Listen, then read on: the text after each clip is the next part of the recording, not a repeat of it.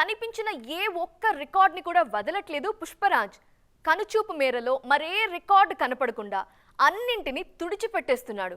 ఇప్పటికే చాలా రికార్డులు పుష్ప ఖాతాలో చేరిపోయాయి.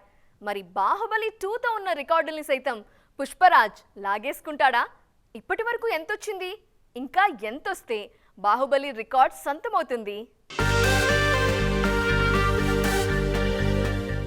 విడుదలైన 3 వారాల తర్వాత కూడా పుష్ప 2 దూకుడు ఏమాత్రం తగ్గట్లేదు.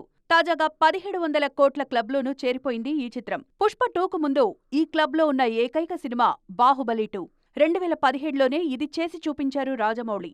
6 ఏళ్ల తర్వాత మరో ఇండియన్ సినిమా 1700 కోట్లు వసూలు చేసింది. అది కూడా కేవలం 21 రోజుల్లోనే. ఇప్పటికే హిందీలో 740 కోట్లతో ఆల్ టైమ్ రికార్డ్స్ క్రియేట్ చేసింది పుష్ప 2. ఈ దూకుడు చూస్తుంటే 800 కోట్లు కూడా సాధ్యమే అనిపిస్తోంది.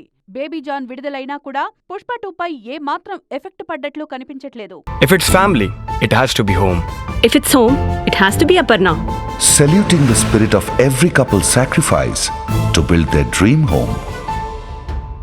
మరోవైపు తెలుగు రాష్ట్రాల్లోనూ RRR బాహుబలి 2 తర్వాత 200 కోట్ల షేర్ సాధించిన మూడో సినిమాగా నిలిచింది పుష్ప 2.